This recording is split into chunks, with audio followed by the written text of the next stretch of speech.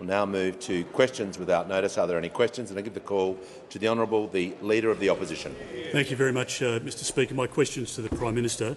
Prime Minister, over half of our population, including 1 in 3 Labor voters, is telling you that they don't want the voice in the Constitution.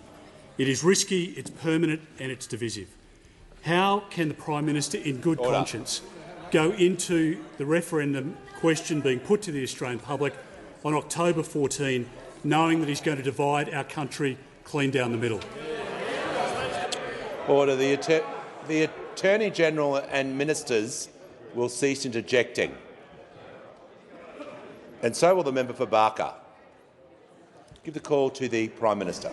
I thank the Leader of the Opposition for his question.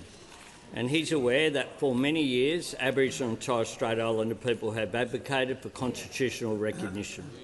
And for many years they came together as a result of a system established under the coalition government, came together Uluru to determine that they wanted that recognition through a voice. Commonwealth, state and territory governments have all committed to it. Business leaders are supporting it. Legal experts have endorsed it, including, we don't hear about the Solicitor General's advice anymore, remember that. Faith groups, sporting codes are all supporting it, and there's an army of volunteers campaigning for it. On October the 14th, the Australian people can vote for it.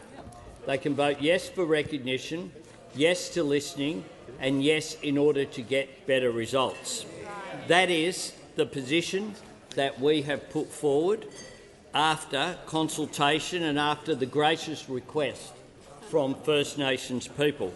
They're not voting for a party or a person, they're voting for an idea to promote reconciliation, an idea to bring this country together, an idea in recognition that what we've done with the best of intentions over 122 years is not working, and that if you do the same thing in the same way, you should expect the same outcomes.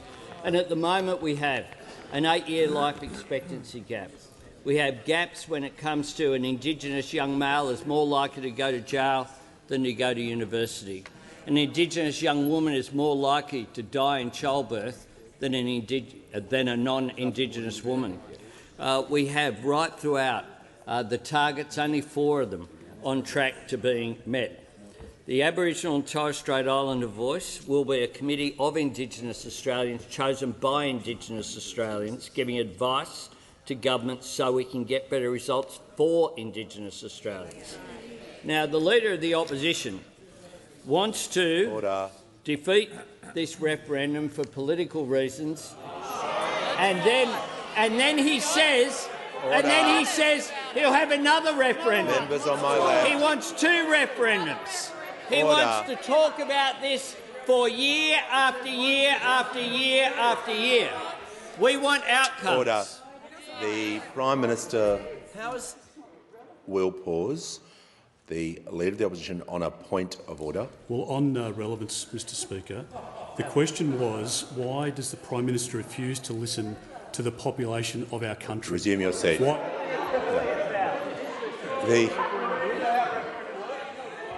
The Prime Minister is being relevant to the question as he order. It's not an excuse, Leader of the Opposition, to simply make a statement. It is the Prime Minister is being relevant as his question was about the constitutional change and about what is happening. He is giving context and detail, and I'll make sure he's being relevant. He has the call. I'll tell you what, no one is asking for a second referendum, which is his position. No one. No one. He wants to see Indigenous people. He just doesn't want them to be heard, Mr Speaker. Just doesn't want them to be heard. And then he said we can change the question. He voted for the legislation. He sat over here and voted for the legislation that is the wording of this referendum, which will go to the Australian people.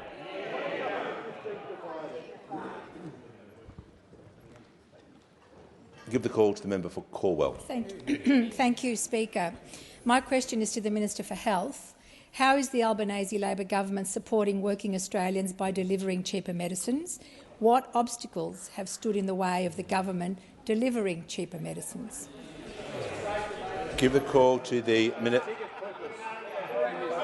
give the call to the Minister for Health and Aged Care. Yes, thank you, Speaker. I thank the member for her question. She promised, like everyone on this side did, to make medicines cheaper to the electorate, and in just 15 months we've delivered 4 waves of cheaper medicines reforms. Order. Last July, we slashed the maximum amount that millions of pensioners and concession card holders would pay for all of their medicines needs in any given year by 25%.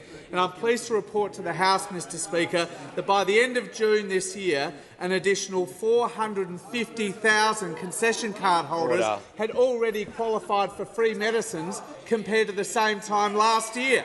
450,000 more Australians who pay nothing at all for their medicines needs for the last 6 months of this year. And in September, the second wave of our reform slashed the price of 2,000 brands of medicines, putting $130 million back into the pockets of hard-working Australian patients. And on January 1st, of course, Mr Speaker, we delivered the biggest cut to the price of medicines in the 75-year history of the PBS, slashing the maximum payment for general patients from $42 a script to just $30, Mr Speaker. And now, Mr Speaker, thanks to the 4th wave of our reforms, millions of patients will only have to pay that money 6 times a year instead of 12. 2 scripts for the price of 1, effectively halving the cost of almost 100 common medicines for a range of ongoing health conditions. Last Friday, almost 4 million Australians qualified for 60-day scripts, and over the course of next year, another 2 million or more Australians will also become covered, totalling 6 million Australian patients who will get 2 scripts for the price of 1. Good for their hip pocket, good for their health, good for the health system because it frees up millions and millions of desperately needed GP consults. Now, of course, Mr Speaker, patients should not have had to wait this long to get access to the benefits of 60-day scripts, because the former government was given exactly the same advice 5 years ago and they ignored it. And 5 years later, they have still learned nothing, still backing in the powerful lobby groups over the interests of patients, voting time and time again 4 weeks ago in that other place to block cheaper medicines to 6 million Australian patients. And, Mr Speaker, even having lost that vote, within 24 hours they drafted another disallowance motion to have another go at blocking cheaper medicines for 6 million Australian patients. Mr Speaker, this mob learn nothing. Always back in the interests of other people over the interests of Australian patients. And, Mr Speaker, I table the motion signed by Senator Ruston and Senator McKenzie within 24 hours. I'm tabling a document. Order. Order. Yes, the minister's time has concluded. If he wishes to table a document, he can do so any time. Before I call the Deputy Leader of the Opposition, I am pleased to inform the House that present in the gallery today are participants in the 2023 Australian Defence Force Parliamentary Exchange Program, which I understand many of our fellow members are hosting this week. A warm welcome and thank you for your service to Australia. And I call the Prime Minister on indulgence. On behalf of the government, we very much welcome the men and women in uniform who serve our nation, who are present with us today, and you honour us with your presence. Call the Leader of the Opposition on indulgence. Thank you, Mr Speaker. I join with the Prime Minister in offering a very warm word of welcome to those in uniform in the gallery today. It's an honour to have you up here working in the respective offices on all sides of the parliament. I hope it gives you some insight into the workings here. I hope it cures you of any interest of going into a political career post your career in uniform. But most importantly, there is a lot that we learn by having you in our office of your experiences and how we can make decisions that ultimately become in our country's best interests. And I give the call to the Deputy Leader of the Opposition.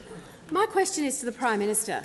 The authorised official history of the Uluru Statement from the Heart, written by co-chairs Megan Davis and Pat Anderson, was published 6 days ago.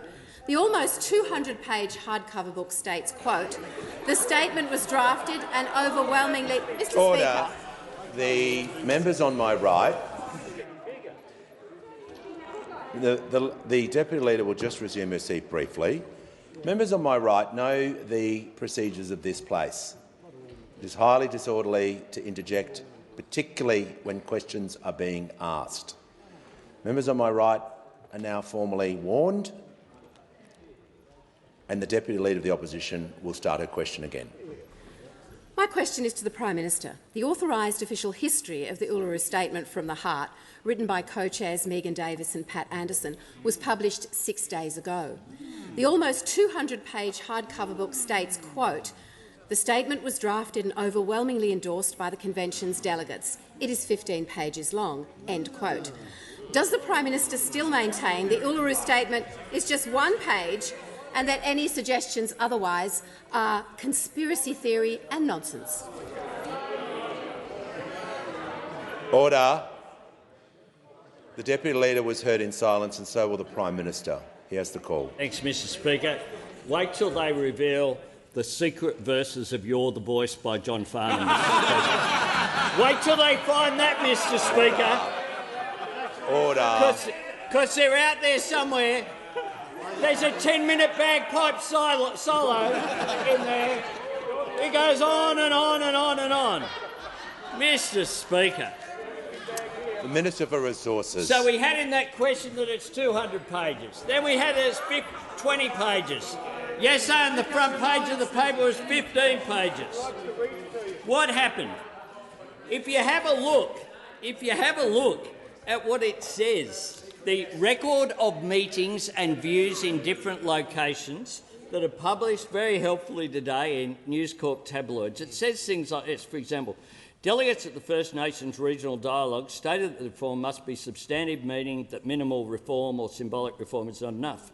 Dialogues emphasising that reform need to be substantive and structural include Hobart, Broome, Darwin, Perth, Sydney, Ross River, Adelaide, Brisbane, Torres Strait and Canberra.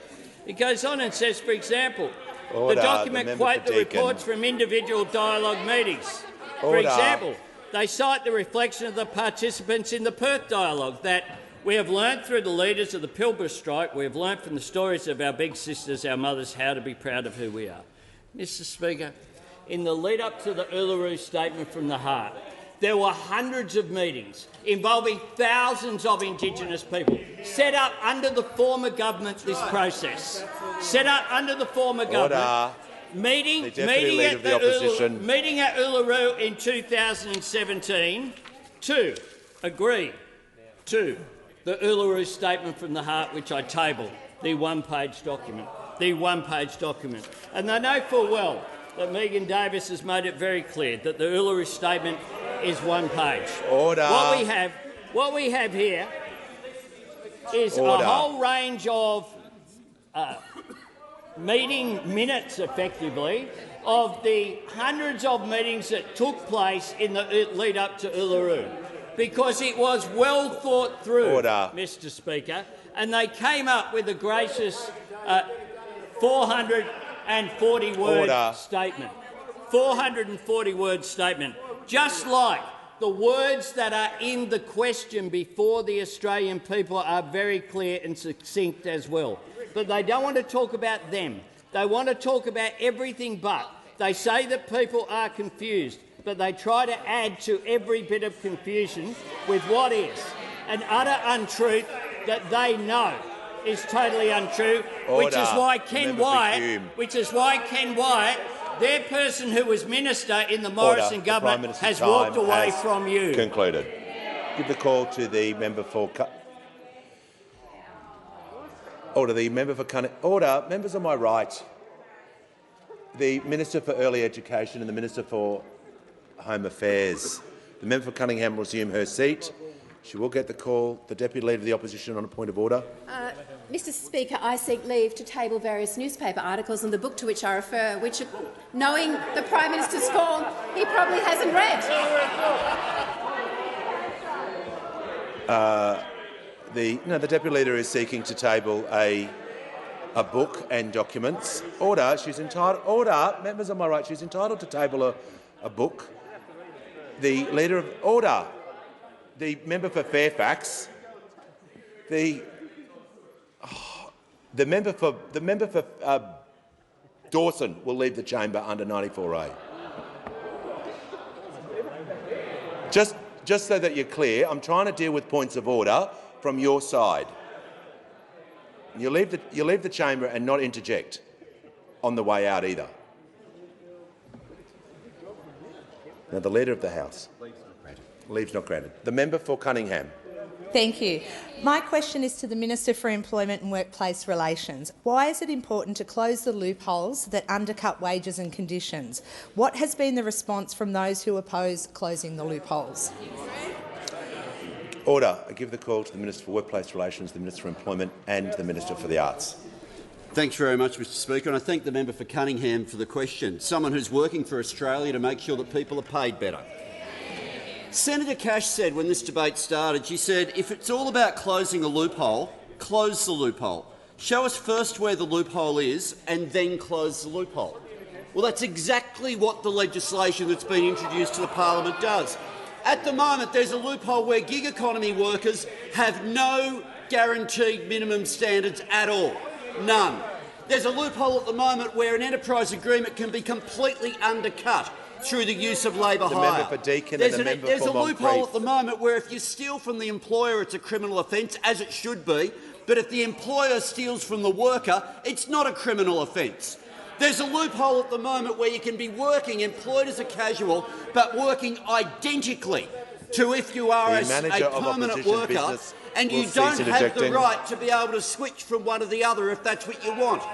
They're the loopholes, and they're exactly what we're proposing to close in this legislation.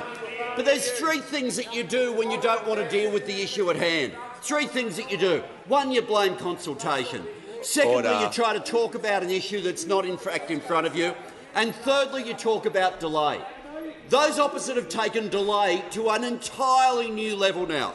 Yesterday we had a vote that this debate be delayed until the 16th of October. This morning we had a vote that the debate be delayed till February. Who knows by next week what the new end date will be? They'll be going 2030, 2050, delayed as long as they can, because as long as people are being underpaid, they are happy. Deliberate design feature of how they want to run an Australian economy. So I say to those, if you want to... The Leader of the House will just pause momentarily. Members on my right will cease interjecting, and so I can hear from the member for Petrie on a point of order. Thanks, Mr Speaker. Standing Order 90, the Prime Minister reflected on the Leader of the Opposition, and now the Leader of the House is reflecting on us as well. It shouldn't stand. He should withdraw. No one wants to see workers underpaid. No one. Resume your seat. The Leader of... Order. Just when the House comes to order, Member Petrie is entitled to take a point of order. The Leader of the House was not reflecting on any individual member. If he was, you would be entitled to take that point of order.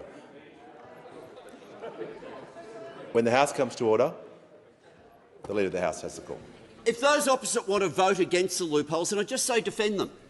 Defend why it's fair for wage theft to not be a crime, if that's your position.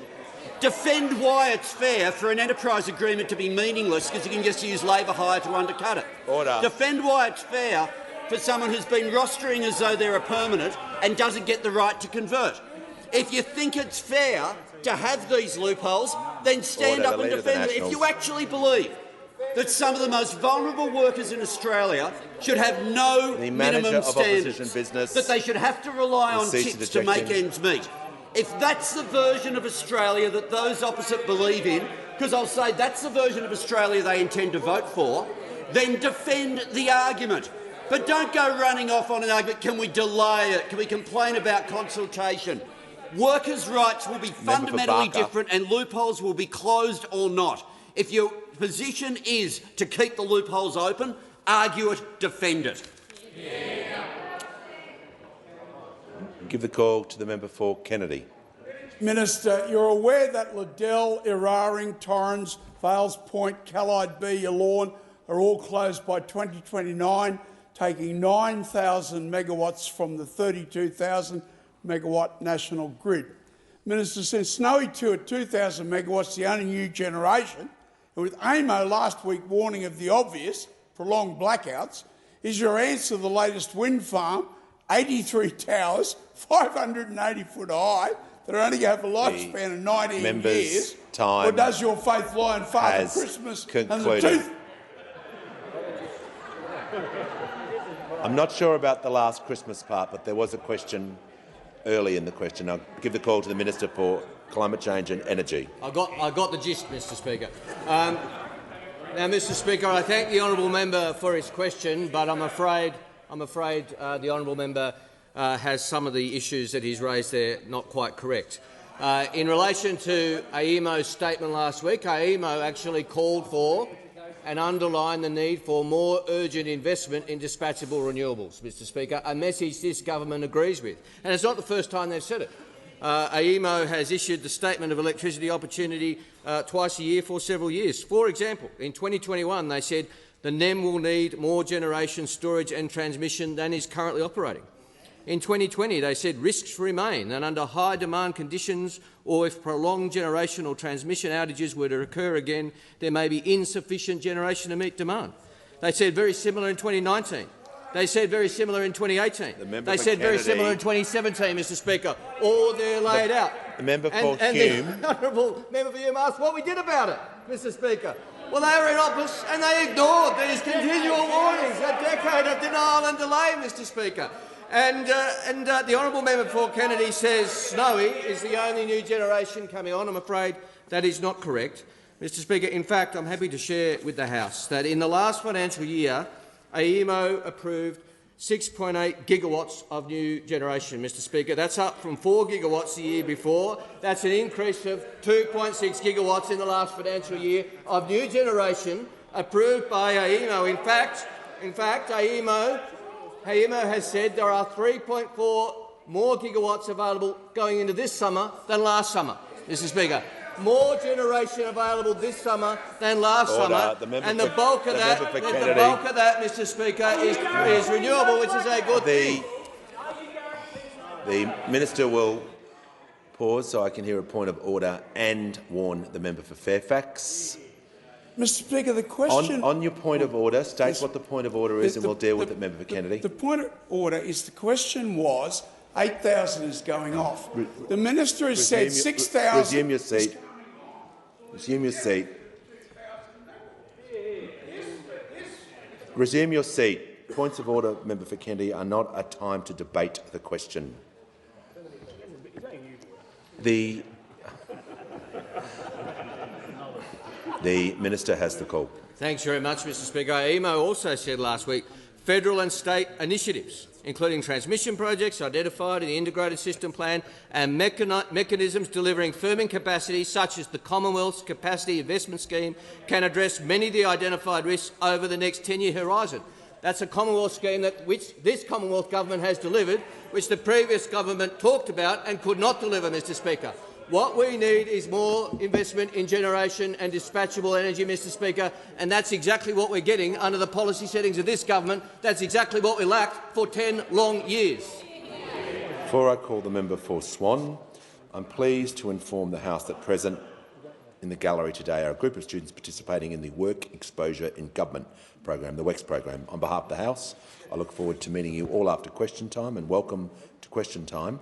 And also in the present gallery are a group of young NPY emerging leaders from the NPY region in the Northern Territory, in the member for Lingiari's electorate.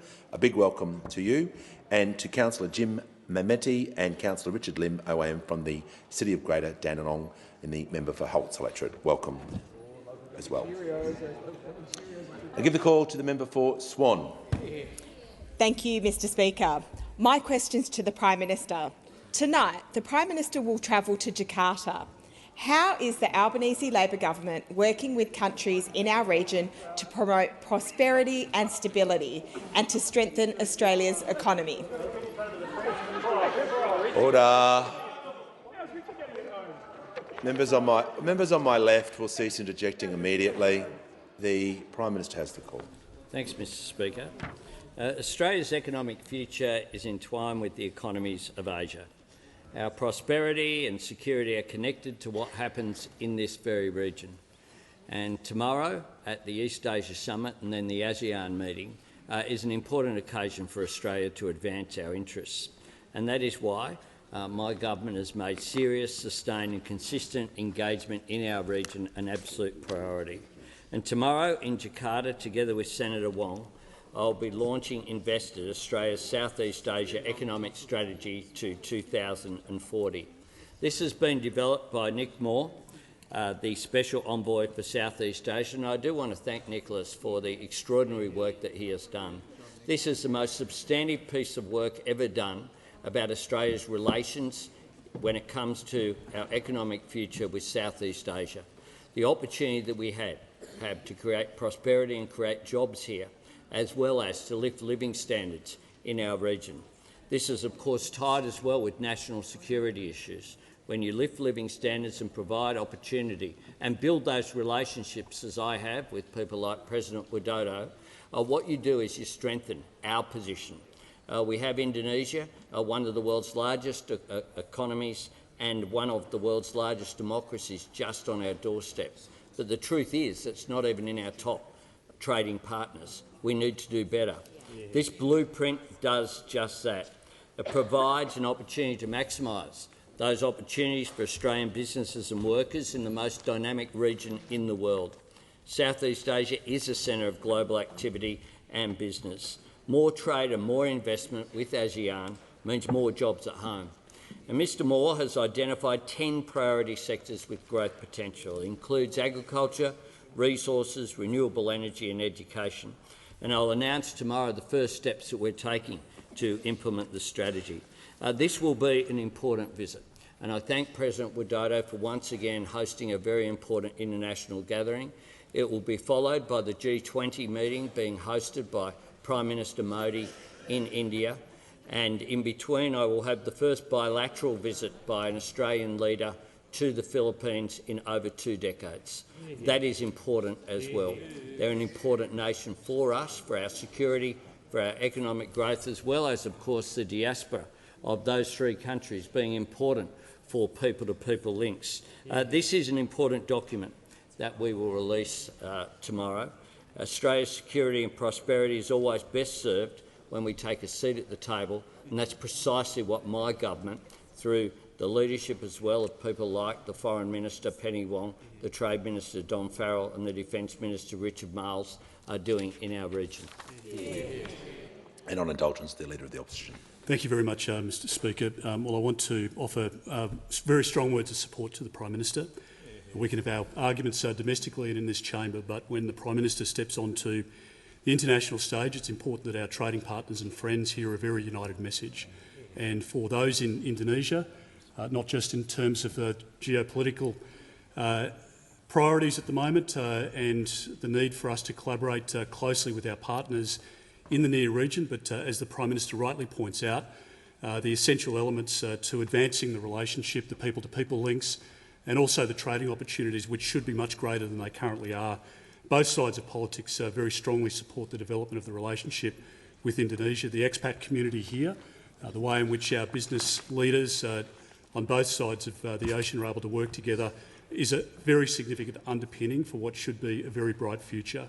Similarly, in terms of the other legs of the Prime Minister's trip, it's important for us to send a very clear message that at this time we do want to strengthen our relationships, our ties across all of the areas detailed by the Prime Minister. We wish the PM every success in the trip because it is important for our country's future and we stand ready to support the outcomes of the statement the Prime Minister referred to as well. The call to the honourable member for Hume. My question is to the Prime Minister. We've seen 11 interest rate increases on this government's watch. New Roy Morgan research shows 1.43 million Australians are at risk of mortgage stress. That's 28.7% of mortgage holders. Why are Australians paying the price for this Prime Minister's economic failures? Call to the Prime Minister. Thanks very much, Mr Speaker. I thank the Shadow Treasurer for his question, but I don't think his heart was really in it. I don't think his heart was really in it, Mr Speaker, because it's like the Treasurer has a force field around him where the Shadow Treasurer is unable to break through and ask him a question. But I do encourage him to do so, Mr Speaker. Order. The Prime Minister will pause. The Leader of the Opposition on point of order. Well, Mr Speaker, on relevance, it was a serious question about 1.43 million Resume your Australians. seat. Yeah, you resume your seat. Prime Minister is 30. Order. Prime Minister is 30 seconds into the answer. He has the call. Thanks, Mr Speaker. And of course, interest rates are of course linked with inflation. And what has occurred is that there have been interest rate increases as a result of inflationary pressures in the economy. Inflation peaked at 2.1% in the March 2022 quarter. Under their watch, in the last full quarter in which they were in government. And since then, what we have done to take pressure off inflation Order. The Prime Minister will pause. The member for Hume has asked. The member for Hume has. The Treasurer will cease interjecting, and the member for Hume will cease interjecting immediately, and will remain silent for the remainder of the question. Prime Minister has the call. Thanks, Mr Speaker. We had a three-point plan that we've been putting in place. The first thing we did was turn the $78 billion deficit under them into a surplus. That's what we did, Mr Speaker. That's what we did, Mr Speaker. The first in 15 years. That makes a difference. Second thing we've done is to provide cost of living relief to help families, cheaper childcare, cheaper medicines. But they're still not sure if they support them or not. The energy price relief plan that they opposed, affordable and social housing, strengthening the social safety net. The Prime Minister will pause. The member for Fairfax was on a warning. The process is, if you're warned and you interject again on the warning, you will leave the chamber under 94A. The Prime Minister has the call. The third element, of course, is the supply-side challenges. The National Reconstruction Fund, $15 billion to support new industries to deal with transition as well for existing industries. The policy we have on skills and TAFE, where we promised 180,000 fee-free TAFE places, and we've not only met that target, we have beaten it by 34,000 already, with 214,000. The plan we have of rewiring the nation, fixing the energy grid, bring it into the 21st century. Those three-part plan to deal with inflation, all about dealing with the inflationary pressures that were there, that I say peaked in the March 2022 quarter. Now, inflation is moderating, and we welcome that. We welcome that. We hope to see it moderate more, and we'll welcome that as well. But we actually have an economic plan, unlike those opposite, who of course hid the energy price rise before they were in government and introduced a special regulation to do so. Order. The Treasurer will cease interjecting. So give the call to the member for Aston. Thank you, Speaker. My question is to the Treasurer. What does the Reserve Bank's decision on interest rates today mean for Australia's economic outlook? Call to the Treasurer. Thank you, Speaker, and thank you to the wonderful member for Aston for her question. The Reserve Bank has just announced its decision to keep the cash rate unchanged at 4.1%. Now, as honourable members would be aware, this is the third month in a row that rates have been kept on hold, a third moment of relief and reprieve for many Australians and small businesses that we know are already under the pump, particularly those who have come off fixed rates and the 500,000 more who will transition before the end of the year. We understand that Australians are still under pressure even after this decision today. That's why we are working for Australia to roll out billions of dollars in cost of living relief in ways that take the edge off inflation rather than add to it. This is our major focus. And we are pleased to see in the most recent inflation data and in today's uptick in confidence that our energy plan is helping, as the Prime Minister said. Now, in the statement today, the Reserve Bank makes it clear that higher interest rates are biting in our economy and impacting our economy. It talks about a painful squeeze on finances, and it also talks about the uncertainty out of the Chinese economy. And what we've seen in recent data is the impact of higher interest rates, high but moderating inflation, and also this continuing global uncertainty on our economy. And we expect to see that in one way or another in the national accounts, which are released tomorrow. Consumption's about half of our economy, so as these higher rates take a toll on households, they're also taking a toll on the economy. We anticipated this in the budget forecasts, and economists are expecting some of this in the national accounts tomorrow. Now, China's economy is slowing as well, and this adds to the uncertainty, and Australia is not immune from it.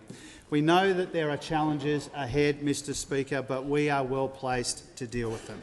500,000 jobs in the first 13 months of this government, the beginnings of decent wages growth and the first surplus in 15 years.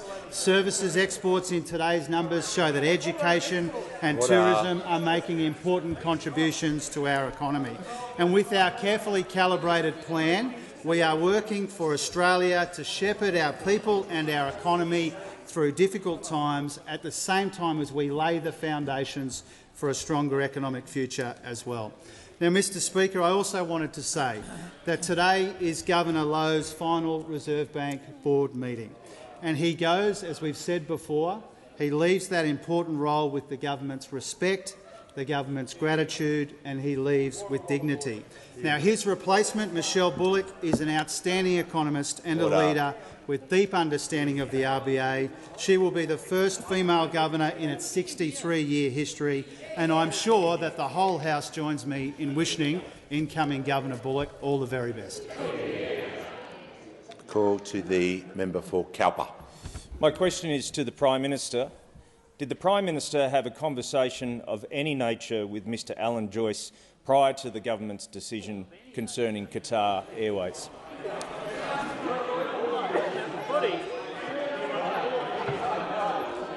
Order.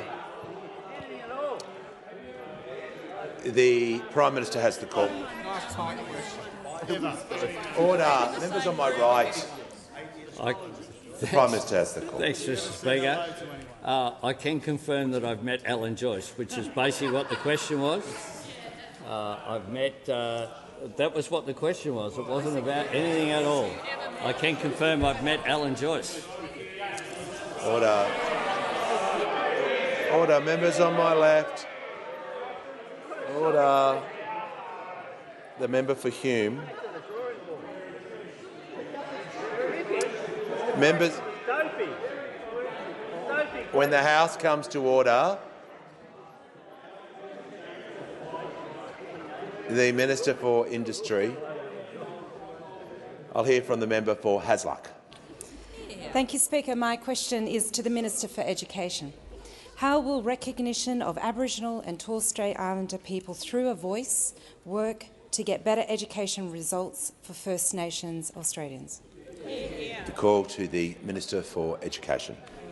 Thanks, Mr Speaker, and can I thank the terrific member for Hasluck for her question.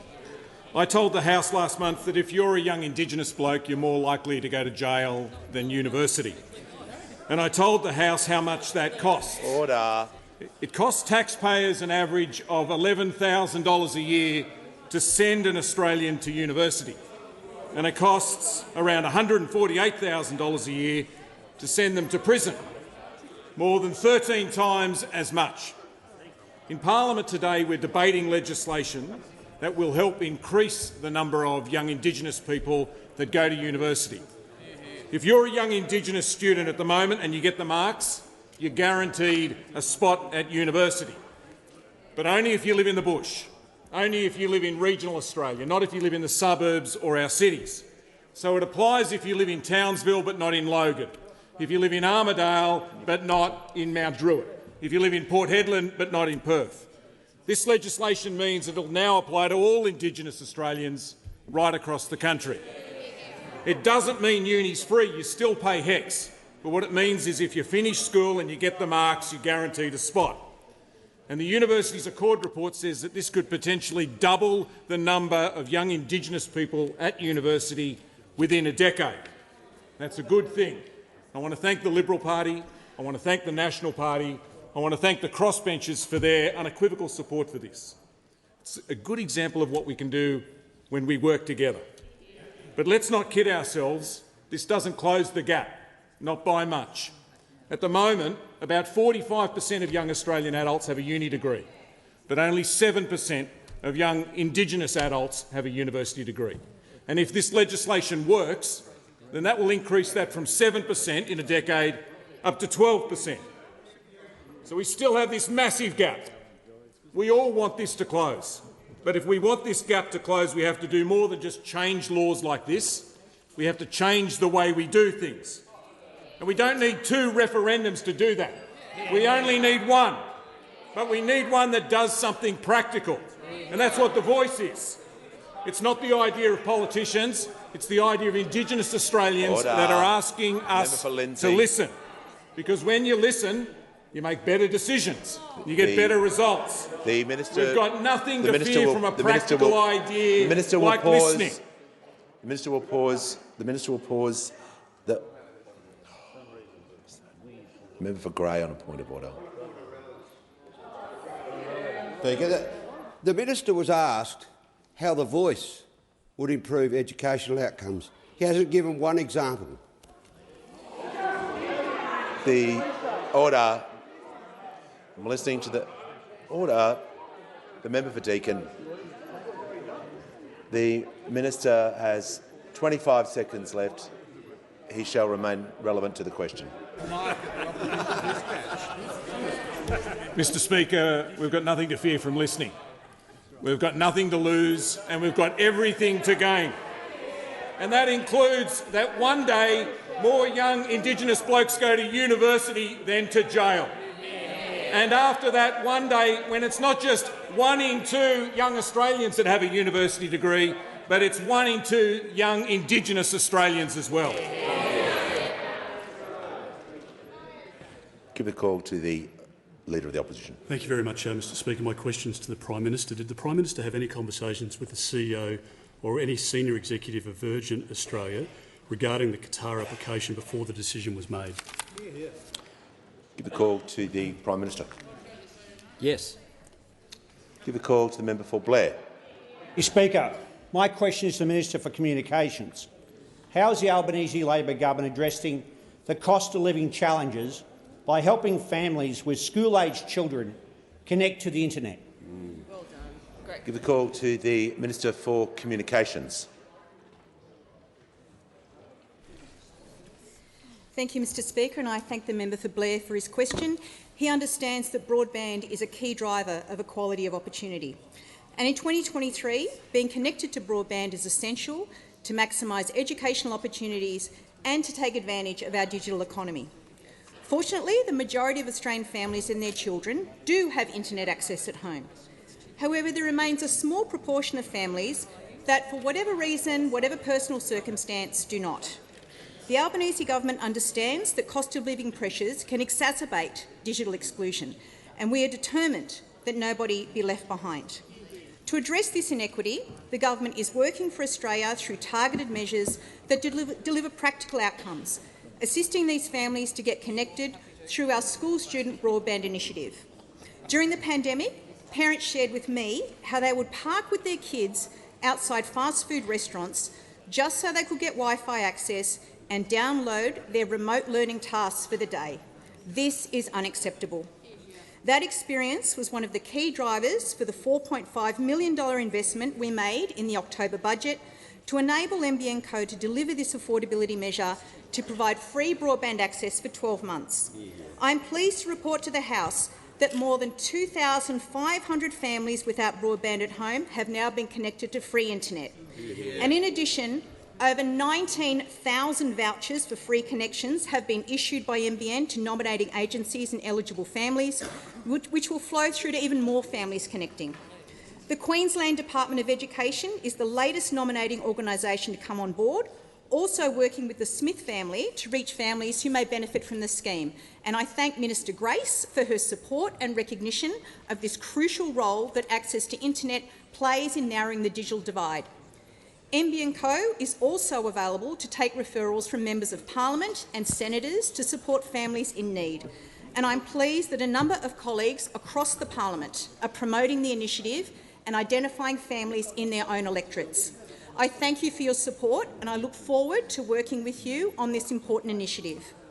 Given the ongoing demand for this program, I'm also pleased to inform the House that we have extended the nominating period for eligible families to obtain a free internet connection until the end of Term 1 in 2024. That's because, Mr Speaker, we want to ensure that as many families as possible can take advantage of this very important cost of living assistance, so that students, regardless of their circumstances, can access the internet to undertake their education with the same equitable access to broadband as their peers. Before I call the member for Calare, I'd like to recognise Mike Simon, the former member for Deakin and councillor for the Maroona City Council, in the gallery today. I give the call to the member for Calare. To the Prime Minister. Since the days of the gold rush, our communities have been fighting for a crossing over the Macquarie River at Dixon's Long Point between Mudgee and Orange. There was $27.8 million of allocated funding sitting in the kitty, and the project had gone out to tender before your government roadblocked it. Today I met with the relevant state minister, and there's no immediate contribution for this federal initiative. Will your government support the people of our region by building this game-changing bridge, and why can't the $27.8 million be spent on improving the existing road? Give the call to the Prime Minister. I thank the member for Calare for his question. I thank him also for raising it with me, as he has made representations on behalf of his constituents. I have also had discussions I've raised it with the New South Wales government, and I know I've raised it with the Transport Minister as well, and I'd ask the Transport Minister to also make some comments.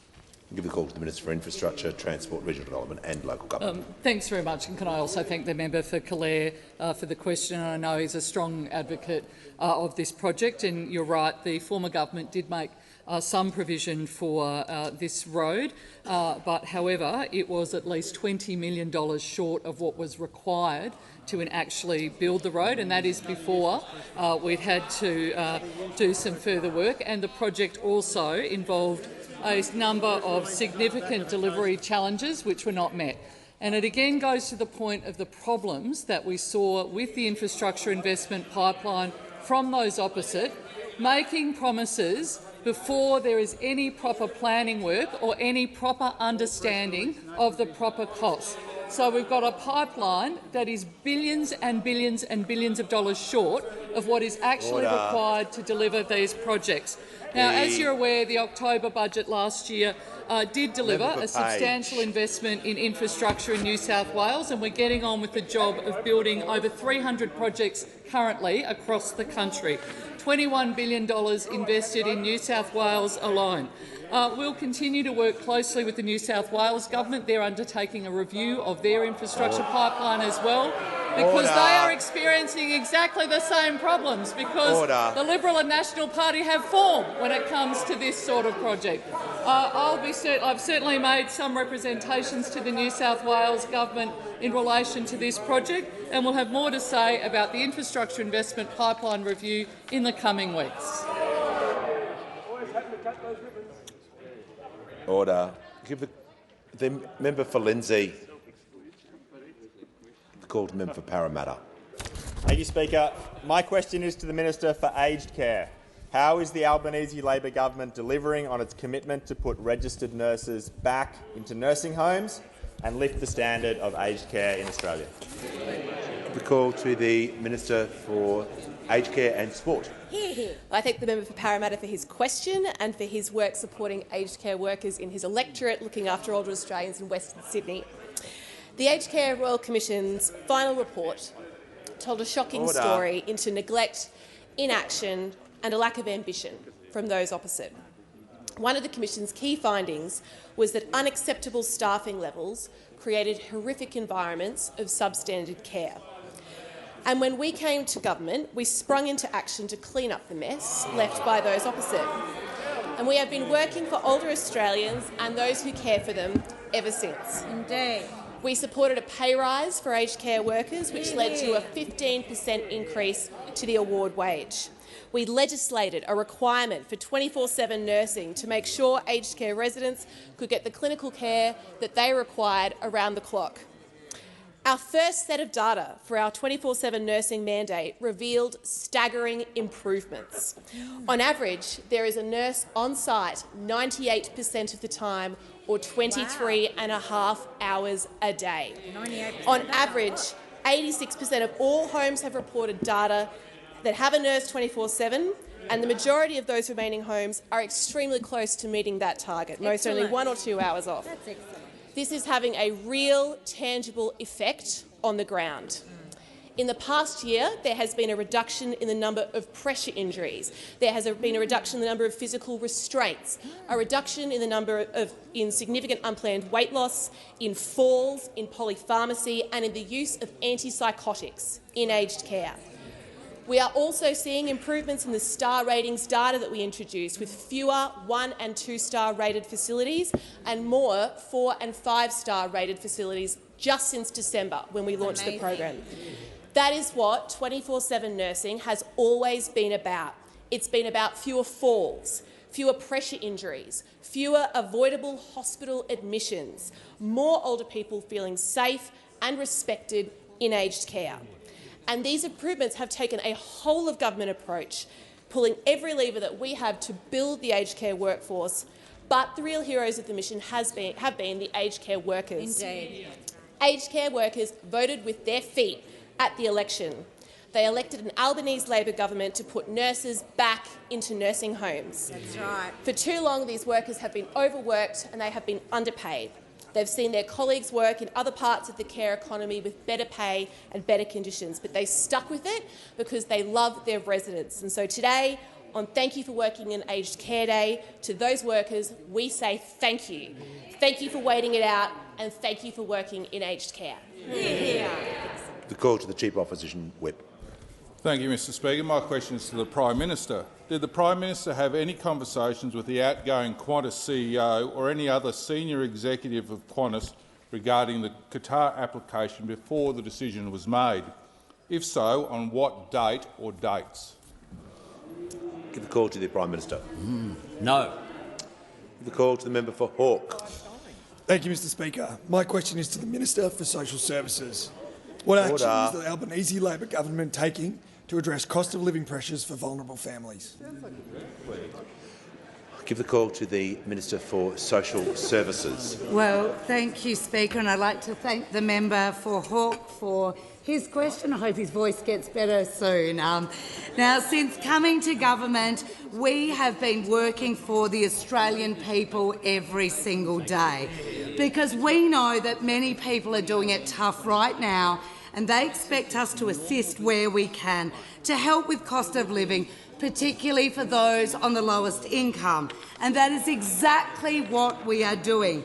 In my portfolio of social services, the government has been delivering extra help, including to single parents, renters, older Australians and those who are unemployed or who are studying. In just over 2 weeks' time, from the 20th of September, additional support will flow to people on a range of different social security payments and supports. Through our changes to single parenting payment, we are providing more support to more single parents. We are increasing support to low-income renters, with the biggest increase to maximum rates of rent assistance in over 30 years. We are providing more support for people on the lowest income support payments who are particularly feeling the cost of living pressures. People on most working age and student payments will receive an increase on their base rates, and in recognition that older Australians can face additional barriers to work, we're also extending access to the higher rate of job seeker to people over the age of 55. Now, an example of how these changes could help is that on September 20, a single job seeker with no dependents will receive a base increase of $56 per fortnight. And, Speaker, with this increase in just over 12 months, the job seeker base rate will have gone up by $106 a fortnight. Now, if this person is also in receipt of rent assistance on the maximum rate, they'll receive an additional boost to their fortnightly income to support them with the increased cost of rent. This is practical assistance, and it means more money in the pockets of those doing it toughest, and it will make a difference. Of course, we've also complemented these changes with help with power bills, access to cheaper medicines through the changes to the PBS, and of course the biggest boost in Medicare and incentivising bulk billing. And many of these benefits will also flow to more people as a result of Labor's changes last year to raise the income limits for access to the Commonwealth Seniors Healthcare Card. More than 20,000 additional older Australians now have access to the benefits that this card brings because of our changes. Now, Labor is working hard every day to help Australians with the cost of living. This stands in stark contrast with those opposite who spent their time in government working for themselves. Give the call to the honourable member for Clark. Thank you, Speaker. Speaker, my question is to the Prime Minister. Prime Minister, the first person on trial for the alleged Afghanistan war crimes is whistleblower David McBride, and the only person before a court for the proven misconduct by the Australian Taxation Office is whistleblower Richard Boyle, all of which is unconscionable and unfathomable because McBride and Boyle are the heroes here, not the villains. So, Prime Minister, will you call off your dogs? Will you instruct the Attorney-General to drop the charges immediately? Give the call to the Attorney-General.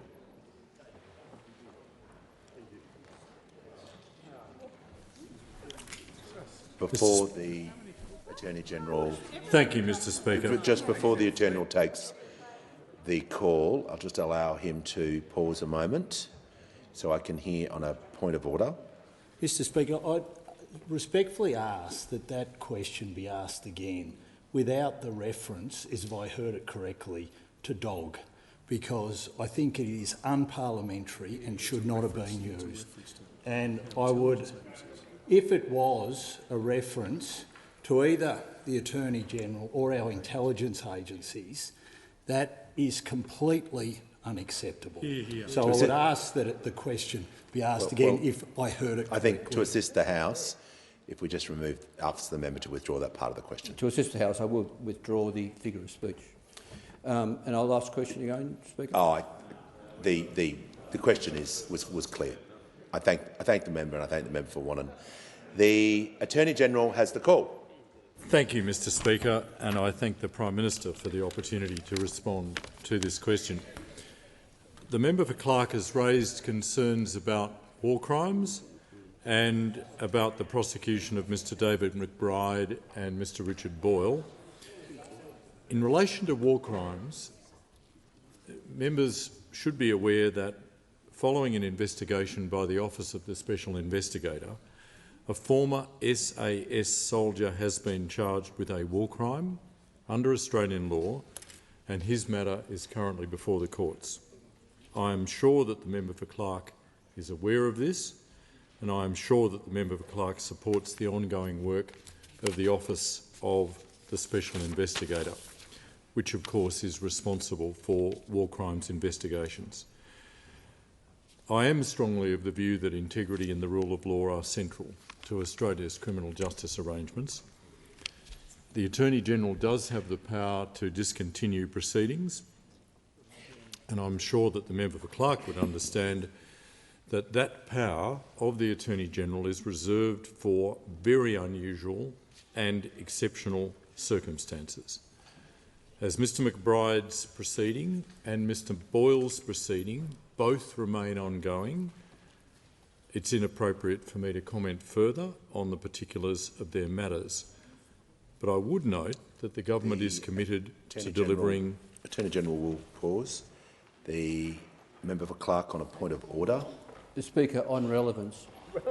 If the whistleblower in regard to the Afghanistan war crimes isn't an exceptional situation in the public interest, then I— Resume your seat. The minister doesn't work that way. The minister is being relevant to the question. Thank you, Mr. Speaker. And I'd say again, it's not appropriate for me to comment on matters which are both before the courts, but I do take this opportunity to note that the government is committed to delivering strong, effective and accessible protections for whistleblowers. The government has already delivered priority amendments to the Public Interest Disclosure Act. We are going to commence a second stage of reforms which will include public consultation on broader reforms to the Public Interest Disclosure Act to provide accessible and effective protections to public sector whistleblowers and address the underlying complexity of the current scheme. The consultation will also include the need for additional supports for whistleblowers, which may include such amendments as including a whistleblower protection authority or a whistleblower protection commissioner. The government is delivering on its commitment to ensure that Australia has effective frameworks to protect whistleblowers, which are critical to supporting integrity and the rule of law. The reforms that we have made and reforms which are coming are long overdue. There is significant reform which is required to restore the Public Interest Disclosure Act to a scheme that provides strong protection for public sector whistleblowers. Give the call to the member for Corangamite. Thank you, Speaker. My question is to the Minister for Regional Development, Local Government and Territories. How is the Albanese Labor government delivering on its commitments for local government? Give the call to the Minister. Thank you, and I thank the member for the question, who's a strong advocate for her region and a two-time mayor, so she absolutely understands local government. Thank you for your work.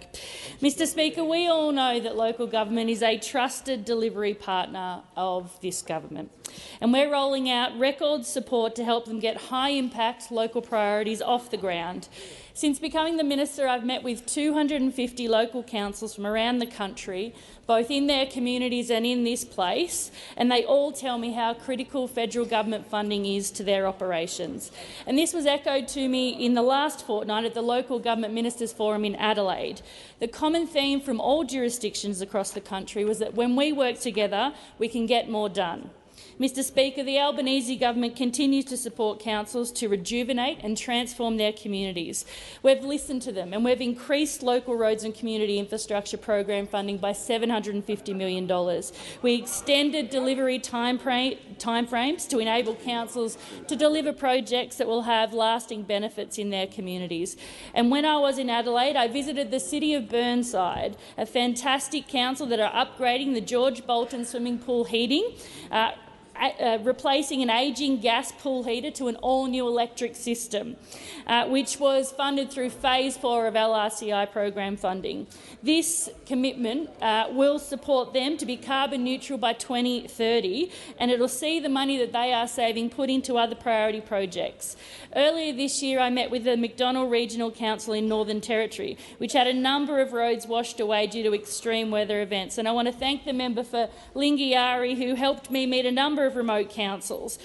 And through LRCI funding, they were able to make repairs to key roads, which provided critical access to those remote communities.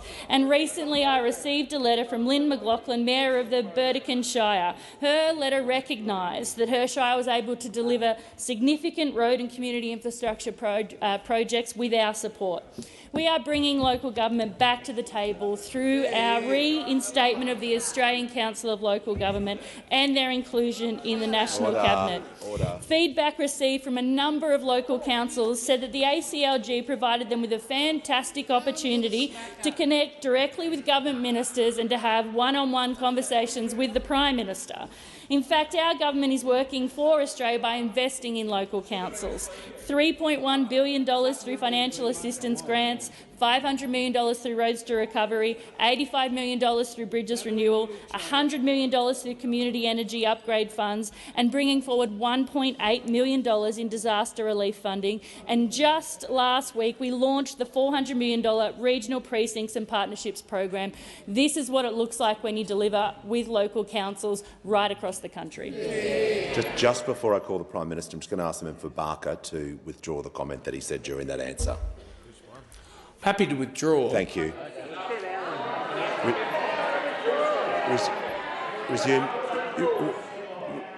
Resume your seat. Call the Prime Minister. Speaker, I ask for the question placed on the notice paper.